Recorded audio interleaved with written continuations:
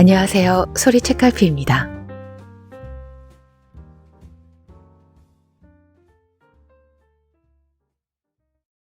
아기는 흰 네이에 감싸인 채 잠들어 있었다. 연한 분홍빛 뺨을 보며 내기시 미네카즈는 복숭아를 연상했다.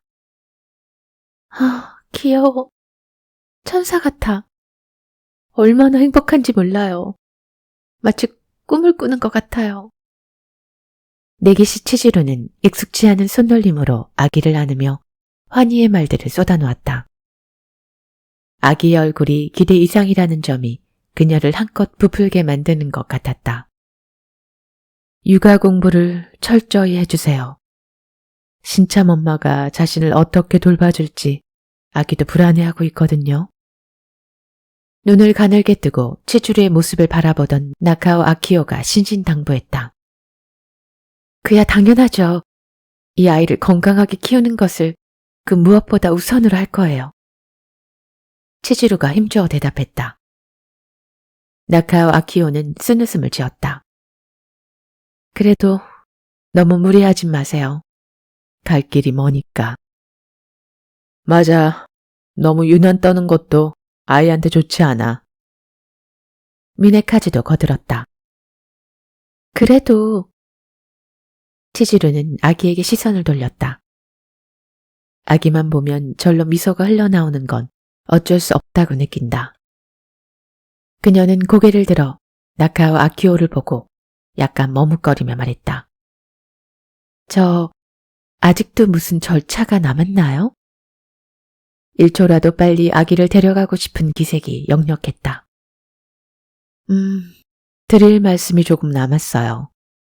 하지만 남편분이 남아 계신다면 부인께서는 아기와 먼저 돌아가셔도 상관없습니다. 나카오 아키오가 말하며 미네카즈를 봤다. 치지루가 눈을 반짝이며 미네카즈를 본다. 미네카즈는 아내의 기대를 저버릴 수 없었다. 하는 수 없군. 그러나 그런 마음을 얼굴에 내비치지는 않는다.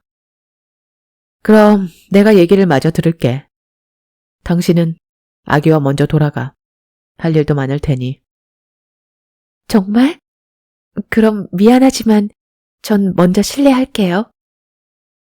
그렇게 말하는 치주루는 이미 아기를 안고 소파에서 일어나고 있었다. 잠시도 참을 수 없는 모양이었다. 왠지 불안하네.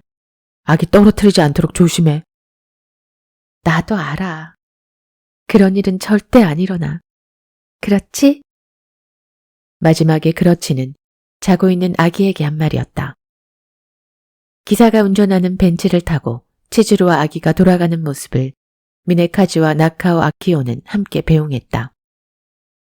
치주루는 아기를 안고 있다는 사실이 꿈만 같은 듯 인사도 하는 둥 마는 둥 그저 형식적으로 그들을 돌아보고서 그곳을 떠났다. 부인께서 아기가 무척 마음에 드는 모양이에요. 방에 돌아와 소파에 앉으면서 나카오 아키오가 말했다. 이곳은 나카오 아키오의 집이다. 저도 마찬가지입니다. 정말 뭐라고 감사를 드려야 할지. 미네카즈는 다시 한번 그녀에게 머리를 숙였다. 무슨 말씀을요? 기쁘시다면 그걸로. 그러면서 나카오 아키오는 미네카즈의 시선을 피해 금태 안경 속의 눈을 비스듬히 내리깔았다. 이 중년 여성이 때때로 이렇게 생각에 잠긴 표정을 짓는 것을 미네카즈는 몇 번 본 적이 있다. 이런 일을 하는 걸 보면 아기와 관련된 어두운 과거가 있는지도 모르겠다. 미네카즈는 막연히 그렇게 상상했다. 혹은 자신의 아기를 포기해야 하는 젊은 엄마들의 심정을 헤아리는 것일까. 어쨌든 미네카즈는 육아에 대한 설교는 이제 그만 들었으면 좋겠다고 생각했다. 애초에 나카오 아키오와 둘이서 얘기하는 것 자체가 부담스러웠다. 처음 만났을 때부터 왠지 생리적으로 거부감이 들었다. 특히 안경 속에서 빛을 내며 사람의 마음을 꿰뚫어 보는 듯한 그녀의 눈이 거북했다. 물론 그는 그런 감정을 결코 얼굴에 드러내지는 않았다. 아이가 없는 자신들을 위해 양자를 찾아준 그녀에게 감사하는 마음이 있어서다. 아마 앞으로도 그녀를 볼 일이 종종 있을 것이다. 미네카즈 부부가 나카오 아키오를 알게 된 건 반년 전쯤의 일이다. 그녀가 직접 편지를 보내온 것이다. 자신은 여러 사정으로 친부모가 직접 키우지 못하는 불쌍한 아기들을 맡아 돌보는 사람이다. 당신이 양자를 찾고 있다고 들었는데 자신에게 그 일을 맡겨보면 어떻겠느냐. 편지는 그런 내용이었다. 처음에는 왠지 수상쩍은 느낌도 들었지만 아내 치즈루가 적극적으로 관심을 보이는 바람에 일단 나카오 아키오를 만나보기로 했다. 그때 처음으로 이 집에 온 것이다. 아기 엄마들은 대부분 10대라고 나카오 아키오는 말했다. 제대로 된 지식이 없는 상태에서 성행위를 하고 그 결과 임신했지만 혼자 고민하는 사이에 낙태 시기를 놓친 소녀들이 지금 일본에는 넘쳐난다고 했다. 그런 소녀들을 돕기 위해 또 어린 생명을 지키기 위해 이런 일을 하고 있다고 그녀는 설명했다. 때로는 해외에서 양부모를 찾아주기도 한다고 했다. 그럴 경우 아기를 낳은 소녀의 호적을 깨끗이 정리하는 편이 절차상 용이하다고 한다. 이런 얘기를 듣고 미네카즈 부부는 나카오 아키오에게 부탁하기로 했다. 부부는 자신들만의 힘으로 양자를 구한다는 게 얼마나 어려운지 그때까지의 경험으로 잘 알고 있었다. 그로부터 반년 후 남자 아기가 있다는 연락이 왔다. 솔직히 말하면 생각보다 빨리 좋은 소식이 와서 좀 놀랐습니다. 어색한 침묵을 깨기 위해 미네카즈가 말했다. 같은 고민을 가진 부부가 많아서 양자를 드리고 싶어도 순서를 한참 기다려야 한다고 들었거든요. 그 말에 나카오 아키오는 미네카즈 쪽으로 고개를 돌렸다. 물론 아기를 기다리는 부부는 많습니다. 하지만 이번에는 특별히 네기시 씨에게 말씀을 드린 겁니다. 안경 너머로 검은 눈동자가 빛났다. 정말 감사합니다. 미네카즈는 머리를 숙이며 사리를 얼마나 준비해야 하나 계산하고 있었다. 무보수로 소개를 해준다고는 하지만 사리를 기대하지 않을 리 없다. 더구나 우리 집 경제 상황을 알고 있으니 상당히 많은 돈을 기대하며 특별히 연락을 했을 것이다. 그는 그렇게 생각했다. 그는 무릎 위에서 양손을 비볐다. 하실 말씀이 더 있다고 하셨는데 설마 이 순간에 갑자기 사례금 이야기를 하는 건 아니겠지 라고 생각하며 물었다. 네. 나카오 아키오는 허리를 쭉 펴고 자리를 고쳐 앉았다. 실은 다시 한번 확인하고 싶은 것이 있어서요. 뭘 말씀입니까? 아기의 부모가 되기 위한 조건 말입니다. 그녀가 말했다. 처음에 5가지를 말씀드렸습니다. 기억하고 계시겠죠? 아이를 사랑할 것, 경제적으로 여유가 있을 것, 가정에 불화가 없을 것, 부모가 모두 건재할 것, 그리고 하나가 더 있었어요. 네, 부모 모두 범죄 이력이 없을 것이었죠. 대답을 하고 나니 새삼 불쾌해졌다. 마지막 조건을 자신에게 말하도록 한 것이 마음에 걸렸던 것이다. 그런데 그게 왜? 그 점 문제 없겠죠? 물론입니다. 약속합니다. 미네카즈가 목소리에 힘을 주었다. 그럼 됐다는 듯 그녀가 고개를 끄덕였다. 만약 조건이 충족되지 않을 경우 유감스럽게도 양자 계획은 파기되고 아기는 제가 다시 데려올 겁니다. 알고 있습니다. 그런데 저희가 아기를 제대로 돌볼 수 있는지 판단하기 위해 정식 입양 수속에 앞서 시험 기간을 둔다고 하셨죠. 그런데 그게 언제까지입니까? 언제쯤 저희가 정식 양자로 드릴 수 있는 건가요? 그건 네기시 씨에게 달려 있습니다. 빠르면 하루 만에 결론이 나오는 경우도 있습니다.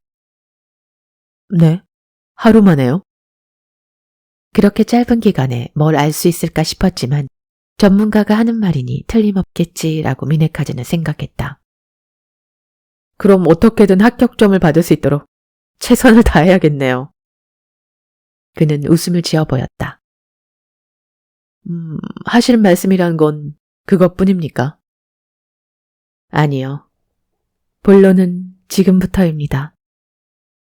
나카오 아키오는 자세를 고쳐 앉은 다음 미네카즈의 얼굴을 똑바로 보았다. 순간 찌르는 듯한 그녀의 눈빛에 그는 가슴이 철렁했다. 하지만 다음 순간 그녀는 다시 온화한 미소를 떠올렸다. 내기 씨 부부는 불임 때문에 병원에 간 적이 있다고 하셨죠? 네, 몇 번 있었죠. 원인을 알기 위해서 여러 가지 검사를 받았습니다. 원인이 뭐였나요? 아내에게 원인이 있었습니다. 난소 기능에 선천적인 결함이 있다더군요. 더 자세한 건 모르겠지만. 검사 결과가 나왔을 때 낙담하는 치즈루를 위로하면서 미네카즈는 내심 안도했다. 처가로부터 자신이 임신불능이라는 오해를 받지 않아도 되겠다고 생각했기 때문이다. 내기 씨가의 대릴 사위로 들어온 지 7년. 그동안 아이가 생기지 않아 얼마나 위축된 채 살아왔는지 모른다. 솔직히 아기는 별로 바라지 않았다. 하지만 후계자를 낳는 것이 자신의 역할이란 점은 그 자신 스스로 너무나 잘 알고 있었다. 내기 씨 가문의 대릴 사이로서 요구됐던 조건은 오로지 건강에서 생식 기능에 문제가 없어야 한다는 것뿐이었다. 그래서 노처녀인 사장딸이 파티 장소에서 그의 달콤한 얼굴을 보고 첫눈에 반했다는 이유만으로 특별히 유능하지도 않는 그에게 치즈루와 결혼하는 행운이 찾아오게 된 것이었다. 의학적 방법으로 해결하려 한 적은 없나요? 예를 들어 체외 수정이라든가. 나카오 아키오가 물었다. 미네카즈는 고개를 저었다. 검토한 적은 있지만 구체적으로 진행하진 않았습니다. 성공 확률도 낮고 무엇보다 아내가 겁을 냈거든요. 성공 확률이 낮은 건 사실입니다. 하지만 예전에 비해 기술이 상당히 발달했죠. 그렇군요. 그렇게 대답하면서 미네카즈는 나카오 아키오가 병원에서 근무한다는 사실을 떠올렸다. 그것도 산부인과다. 이런 자원봉사 활동을 하게 된 것도 그녀의 직업과 관련이 있을 것이다. 체외 수정 기술이 진보한 덕분에 행복을 얻은 여성이 많습니다. 물론 문제도 많지만요. 예를 들면 대리모 문제라든가. 네. 대리모 문제 얘기는 저도 종종 들었습니다. 일본에선 그렇지 않지만 외국에서는 대리모가 되겠다는 여성이 아주 많죠. 그렇군요. 내기시 미네카즈는 맞장구를 치면서도 대체 이런 이야기를 왜 하는 건가 싶은 당혹감이 들었다.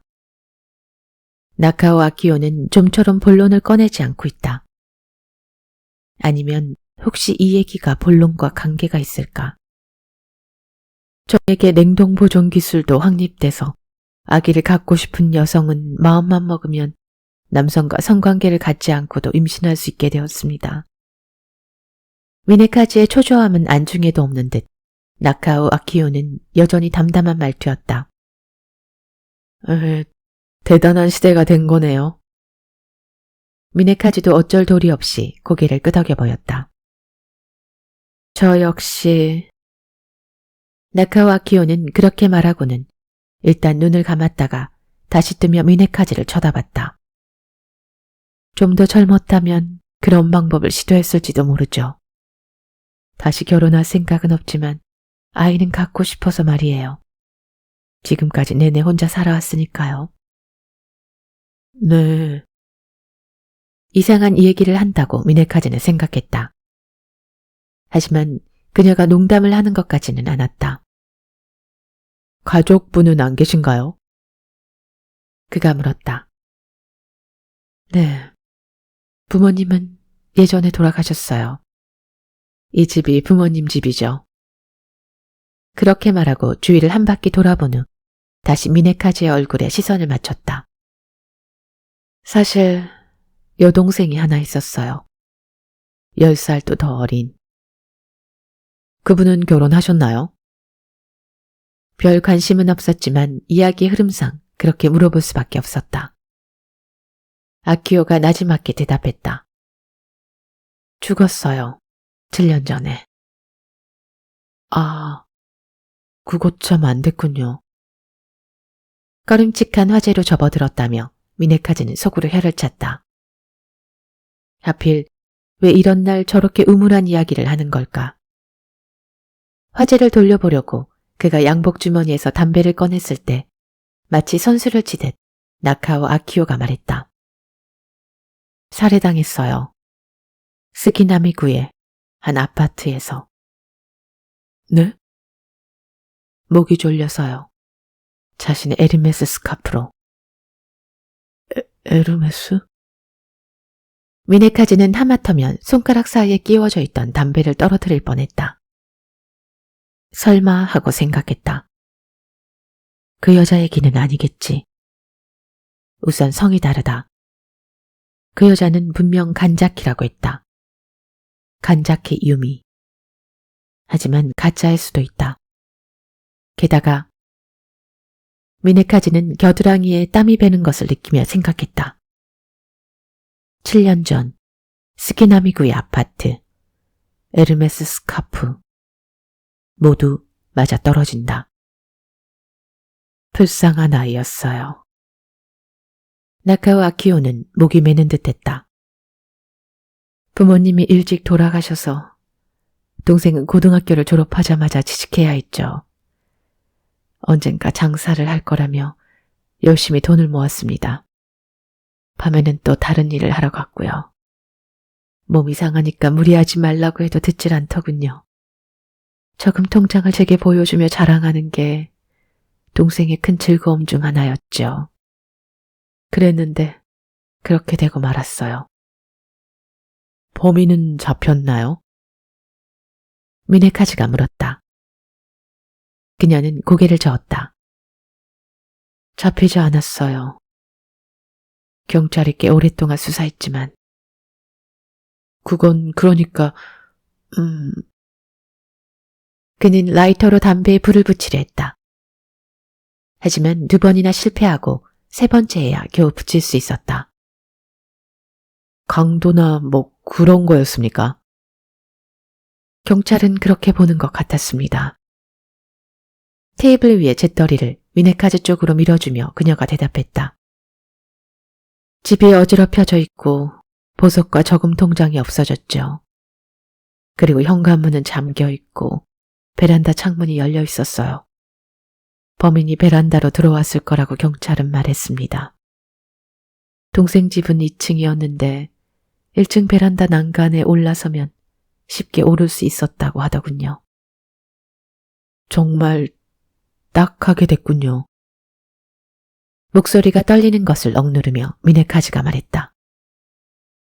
흡사하다고 생각했다. 상황이 거의 똑같았다. 틀림없다. 이 여자는 그 사건을 이야기하고 있는 것이다. 동생은 성폭행을 당했습니다. 마치 사무적인 내용을 전하듯 그녀는 간단하게 말했다. 범인의 정액이 동생 몸 안에 남아 있었죠. 그게 경찰이 찾아낸 최대 실마리였어요. 네. 미네카즈는 담배를 빨고 연기를 내뿜었다. 점차 숨이 거칠어지는 것을 느낀다. 우연이라고는 볼 수 없다. 이 여자의 동생이 어쩌다 보니 간자키 유미일 리는 없다. 그는 생각했다. 계획적이다. 이 여자는 처음부터 이걸 노리고 나에게 접근한 것이다. 갖가지 생각이 미네카즈의 머릿속을 소용돌이쳤다. 당초 범인은 강도가 아니라 강간을 목적으로 침입했다는 것이 담당 형사의 견해였습니다. 나카와 키오는 말을 계속했다. 몹시 더운 밤이었죠. 동생 방에는 에어컨이 없어서 아마도 창문을 열어놓고 잔 것 같다고 형사는 얘기했습니다. 범인은 창문이 열린 걸 보고 강간하기로 결심하고 실행했지만 동생이 저항하자 시끄러워지면 재미없겠다고 생각하고 목을 졸라 죽인 후 금품을 가지고 도망쳤다는 게 형사의 판단이었습니다. 그래, 무더운 밤이었어. 미네카즈의 내리에 땀으로 범벅이 된 간자키 유미의 얼굴이 떠올랐다.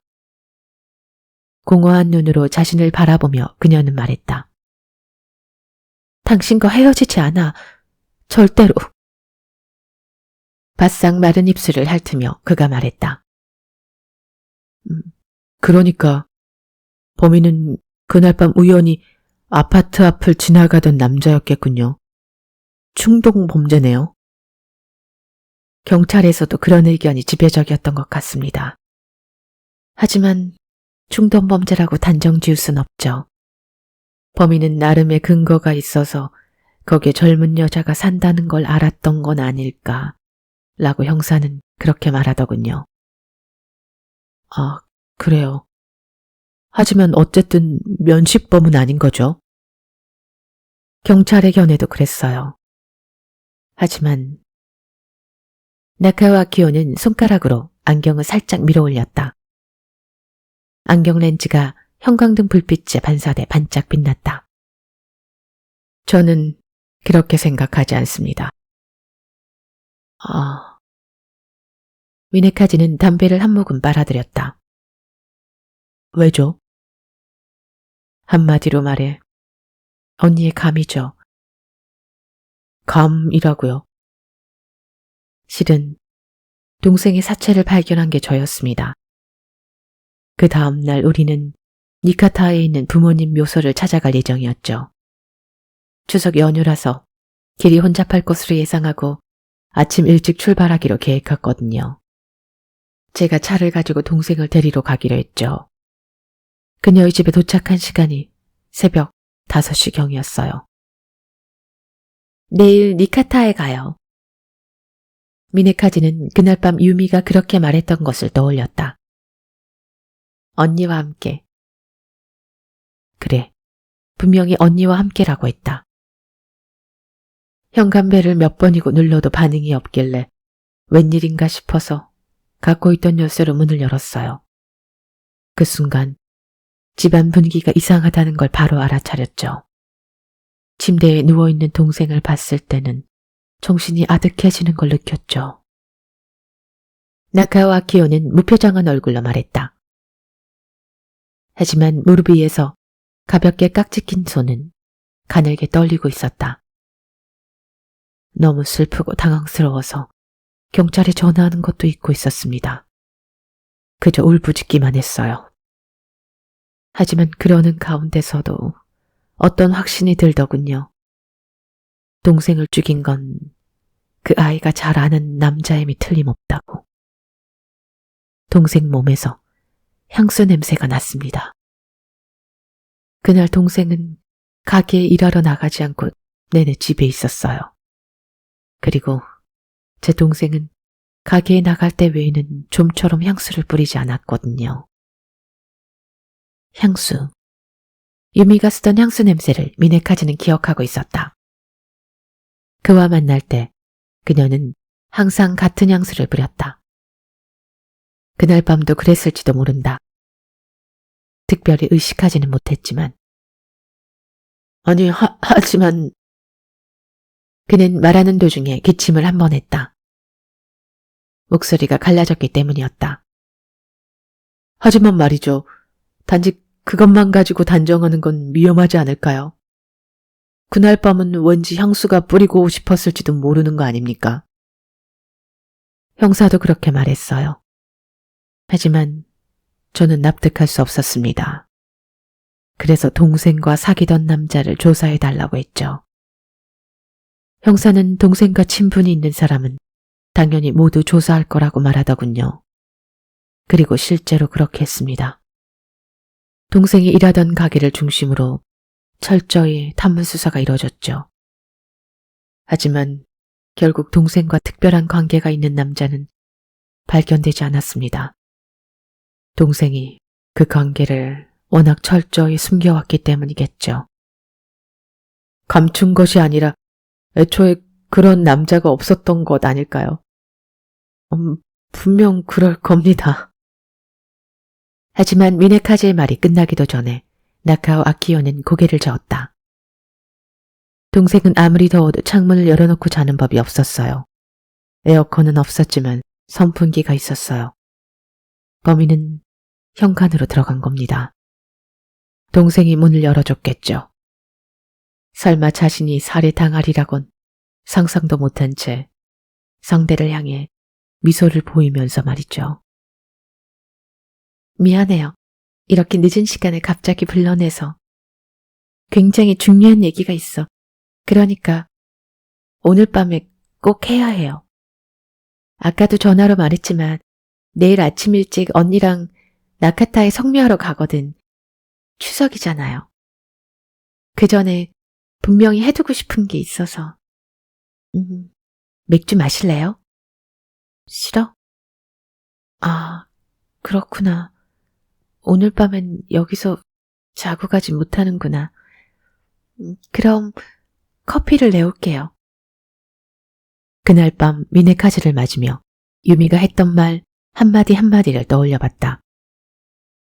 얼굴 한가득 미소. 그랬을지도 모른다. 그와 만날 때마다 유미가 자신에게 잘 보이려고 얼마나 노력하는지 미네카즈는 알고 있었다. 하지만 현관문은 잠겨 있었고 베란다 창문이 열려 있었다면서요. 그 정도야 간단히 위장할 수 있죠. 동생과 특별한 관계의 남자라면 열쇠를 갖고 있지 않았을까요? 나카오 아키요는 조금의 틈도 두지 않고 대답했다. 그녀의 추측은 정확했다. 미네카즈는 유미의 집 열쇠를 가지고 있었다. 그는 강도살인을 위장하기 위해 베란다 창문을 열어놓고 현관문으로 도주했다. 물론 현관문은 다시 잠갔다. 그 열쇠는 다음날 근처 하수구에 버렸다.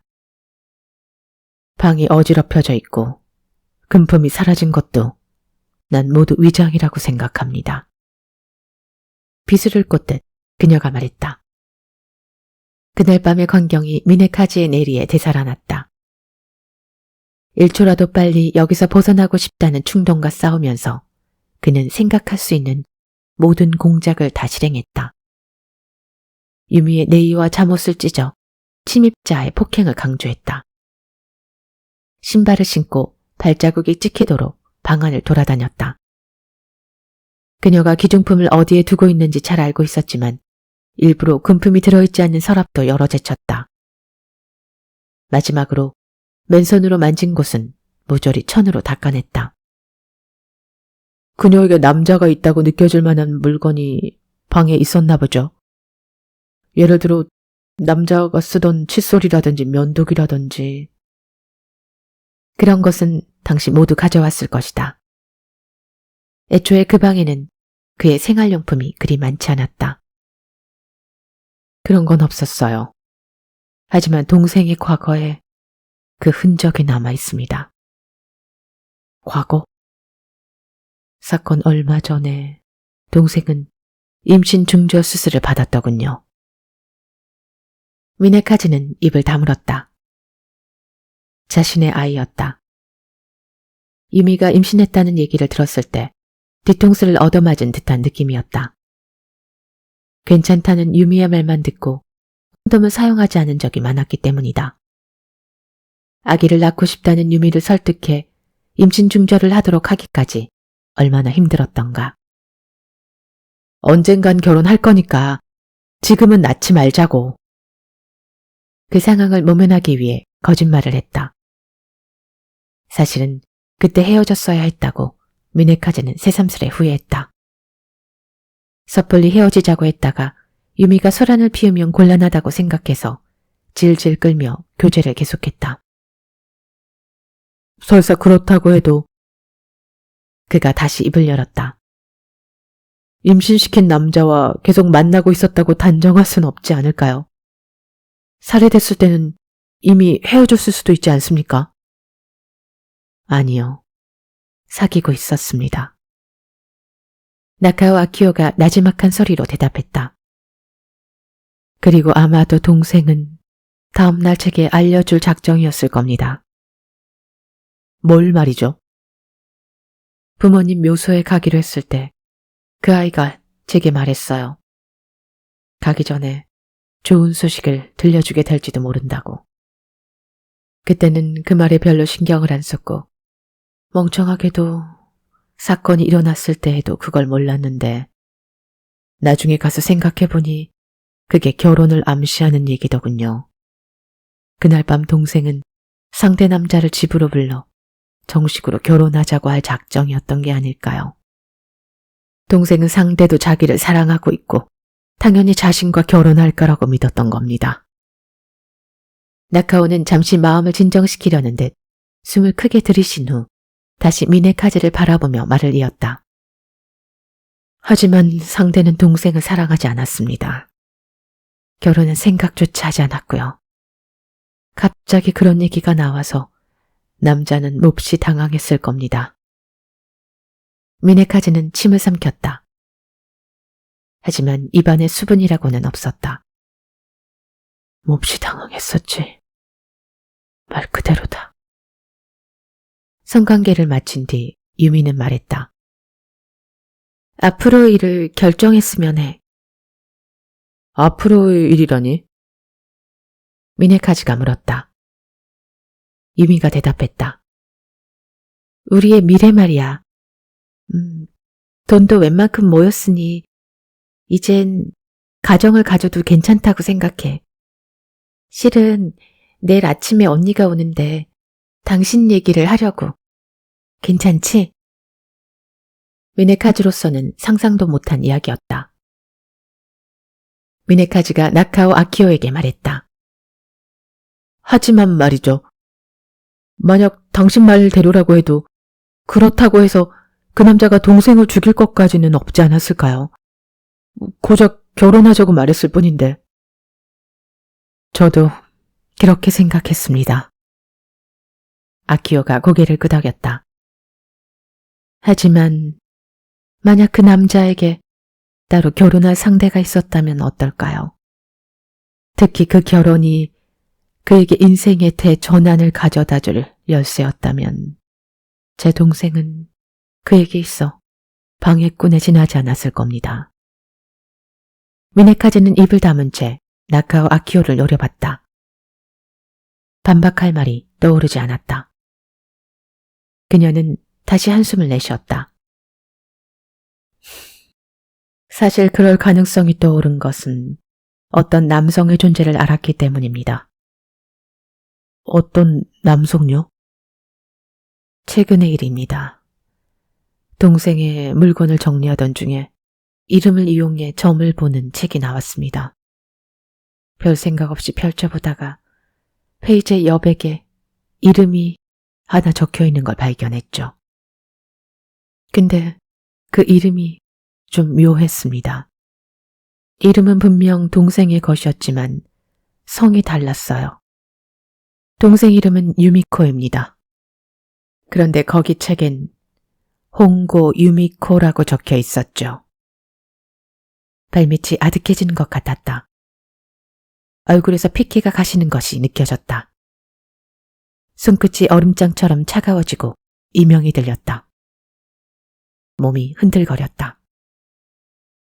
상대 남성의 성이 홍고였구나 라고 생각했습니다. 동생은 자신이 결혼한 뒤 자신이 성이 홍고가 됐을 때 운세가 어떻게 바뀌는지 알고 싶었던 거겠죠. 아마도 마음속이 장밋빛 꿈으로 가득했을 겁니다. 아키오의 눈이 충혈되었다. 저는 그런 성을 가진 사람을 찾기 시작했습니다. 경찰에 알리지는 않았어요. 시간이 많이 흘렀고 적극적으로 수사해 줄 거라는 기대도 하기 힘들었기 때문이죠. 게다가 그 정도는 살인의 증거가 될 순 없을 테니까요. 그녀는 빨개진 눈으로 미네카즈를 응시했다. 마침내 한 남자를 찾아냈습니다. 동생이 일하던 가게에 홍고라는 남자가 종종 찾아왔다는 거죠. 그 사람은 현재 모 중견기업 사장의 대릴 사위가 되어 성이 내기씨로 바뀌었더군요. 로또에 당첨됐다고들 한대요. 결혼한 게 7년 전. 7년 전이란 말입니다. 동생이 살해된 것도 7년 전. 우연일까요? 꿈에 그리던 지위를 얻기 위해 그 사람이 동생을 살해했다고 생각하는 게 말도 안 되는 상상일까요? 저는 여러 흥신서에 의뢰해서 내기씨란 인물에 대해 철저히 조사했습니다. 학력, 출신지, 취미, 기호, 좋아하는 여성상 등 조사된 내용을 읽으면서 저는 동생과 나눴던 몇 가지 인상적인 대화를 떠올렸습니다.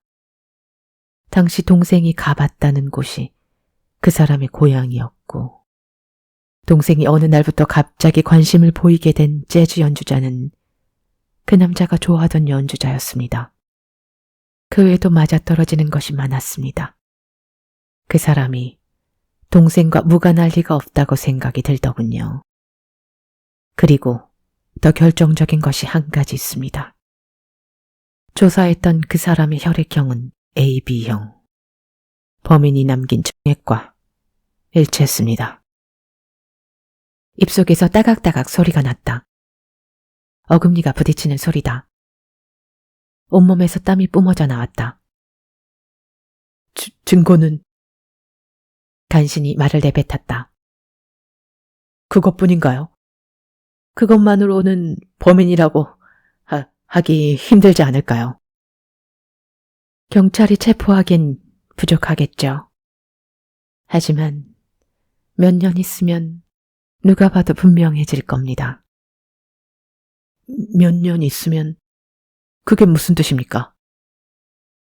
1년 전 저는 어떤 실험을 생각해냈습니다. 나카오 아키오의 입술이 미묘하게 일그러졌다. 그게 비웃음이라는 걸 알았을 때 미네카즈는 한기를 느꼈다. 그녀는 계속했다. 당시의 그를 범인으로 지목하는 건 불가능했습니다. 뭔가 해야 한다고 생각하던 저는 그것을 사용하기로 했습니다. 그것이요? 범인의 정액이요. 그녀는 아무것도 아니라는 듯 말했다. 동생의 사체를 발견했을 때 실은 범인의 정액을 채취해뒀습니다. 그것은 경찰에게 유일한 실마리였지만 저에게도 마찬가지였으니까요. 그래서 제 몫으로 확보해야 한다고 생각했던 거죠. 정액만 보존해두면 당장 범인을 잡을 순 없어도 언젠간 분명 도움이 될 거라고 믿었습니다. 우리 병원에는 정액을 냉동 보존하는 설비가 있었죠. 그걸 이용해 보존했습니다. 다가올 언젠가를 위해. 정액을... 당신 그걸 회수하지 못했어. 라고 미네카즈는 속으로 중얼거렸다.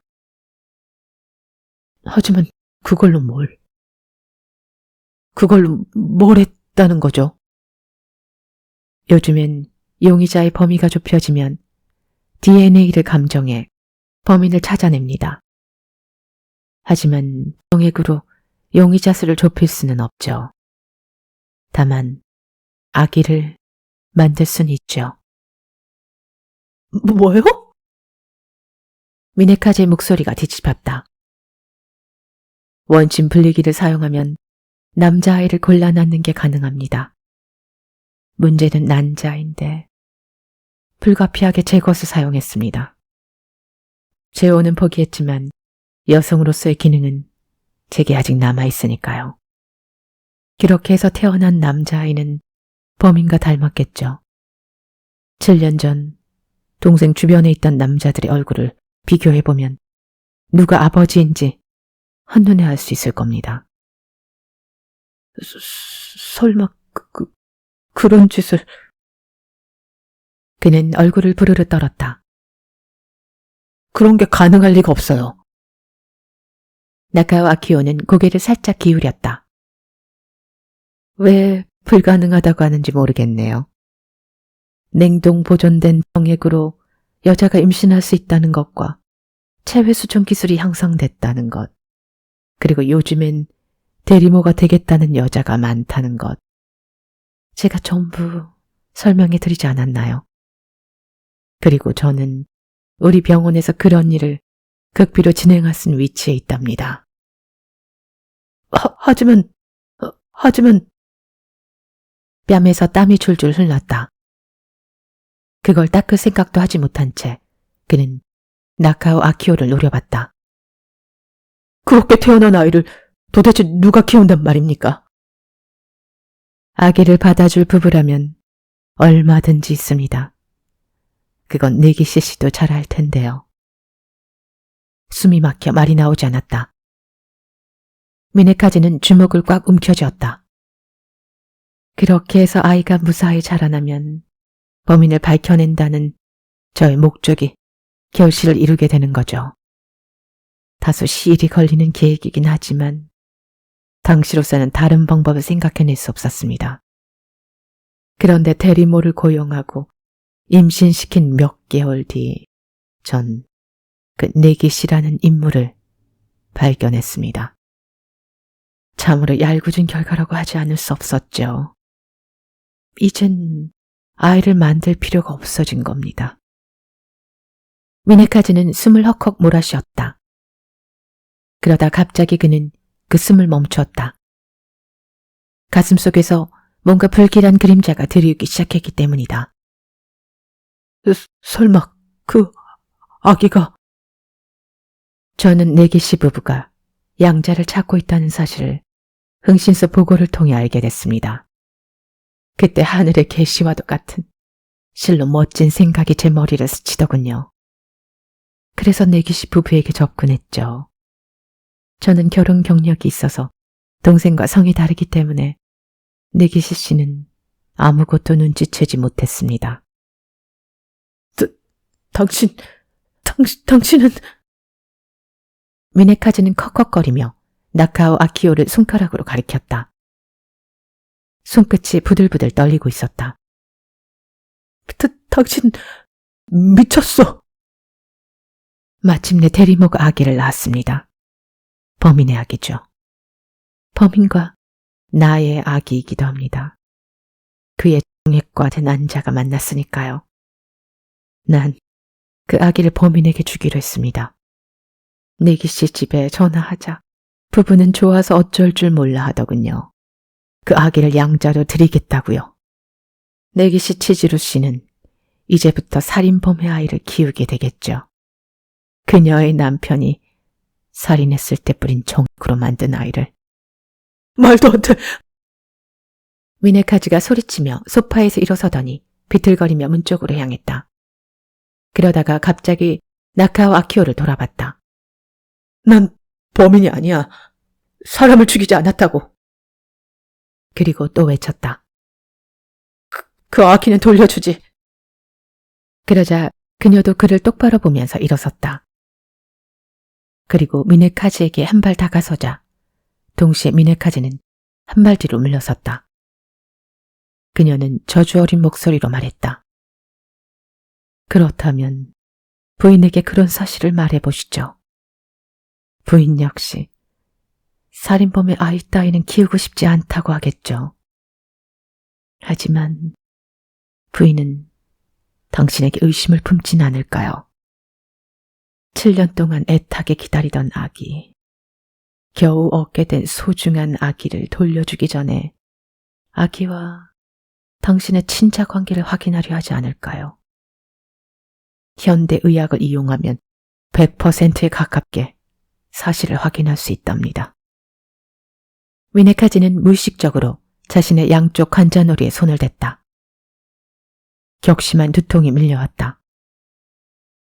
만약 당신이 범인이라면 모든 사실을 숨긴 채 그 아이를 그냥 키우는 게 좋을 거야. 당신 아기니까 사랑할 수 있겠지. 그리고 성장해 갈수록 당신을 닮아가는 모습을 지켜보라고. 아기가 양자라는 사실을 모르는 사람은 이렇게 말하겠지. 어머, 아버지랑 똑같이 생겼네요. 라고. 하지만 양자라는 걸 아는 사람들은 어떨까? 또 부인은 어떻게 생각할까? 당신은 변명하려 들겠지. 같이 살다 보면 닮게 되는 법이라고. 하지만 언제까지 그런 변명이 통할까? 그만해! 제발 그만! 그가 외쳐댔다. 그 괴로움은 몇 년이고 계속될 거야. 끝나지 않아. 영원히 말이지. 그 아이는 당신 아이고 당신 부인은 그 아이를 아주 마음에 들어 할 테니까. 그만해! 제발 그만! 짐승 같은 비명을 지르는 것과 동시에 그는 방을 뛰쳐나왔다. 복도를 내달려 신발을 신는 것도 잊은 채 큰 길가로 나왔다. 그리고 휘청휘청 걸었다. 그 여자가 나빠. 모든 건 유미 탓이야. 모든 건 유미 탓이야. 미안하지만 제발 날 잊어줘. 그렇게 말하는 순간 부드러웠던 표정이 돌변했다. 뭐야 그게? 무슨 말을 하는 거야? 언젠가는 함께 하겠다고 했잖아. 그래서 다 참아내며 아이까지 지웠는데 당신 혹시 날 속였던 거야? 아니라니, 뭐가 아니야? 솔직히 말해줘. 뭐라고? 그럼 소문이 사실이었다는 거야? 그 사장 딸과 결혼한다는 게 사실이었구나. 아, 역시 속았어. 혹시 내가 속았어. 유미는 울음을 터뜨리며 미네카즈에게 온몸으로 매달렸다. 그가 아무리 떼어놓으려 해도 요지부동이었다. 헤어지지 않을 거야, 절대로. 죽어도 당신과 안 헤어져. 만일 나를 버리겠다면 난 모든 걸 밝혀버릴 거야. 그 사장 딸에게 다 말해버릴 거야. 뭔 소리야? 이거 나. 싫어, 안 놓을 거야. 아침에 언니가 올 거야. 이렇게 당신을 안고 있는 모습을 보게 할 거야. 그리고 언니에게 소개할 거야. 이 사람이 내 애인이라고. 언니 봐, 나 이렇게 행복해라고.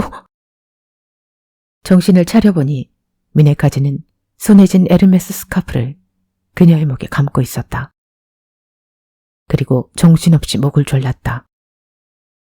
죽어, 죽으란 말이야. 나쁜 건 그 여자였어. 넌 나쁘지 않아. 그 여자가 나빠. 모든 건 유미 탓이야. 모든 건 유미 탓이야. 미네카즈는 택시를 타고 집으로 향했다. 떨림이 멈추지 않았다. 집에 도착한 그는 거실로 들어갔다. 아내 치즈루가 아기를 안고 다가왔다. 늦었네. 뭐하다 이제 와요. 아기가 눈을 떴어. 내내 기분도 좋고. 아가야, 네 아빠야. 치즈루의 품에 안긴 아기가 미네카즈를 보고 웃었다. 네기시 미네카즈가 스스로 목숨을 끊었다는 기사를 읽고 나카와 키오는 심경이 복잡했다. 이런 정도의 결과를 기대한 건 아니었다. 그를 괴롭히는 건 지금부터라고 생각하고 있었다.